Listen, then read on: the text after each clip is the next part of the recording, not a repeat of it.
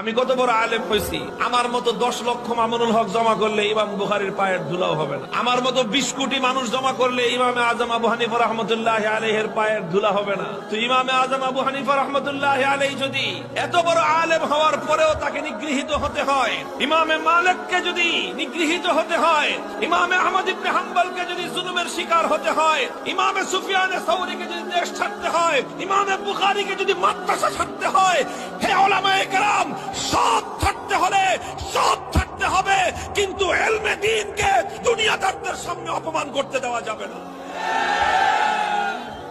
সুফিয়ানে সাউরী রাহমাতুল্লাহি আলাইহি কত বড় মুহাদ্দিস আলেমরা জানেন, হাদিসের এমন কোন পাতা খুঁজে পাওয়া যাবে না যেই পাতায় সুফিয়ানে সাউরী থেকে হাদিস বর্ণিত নেই।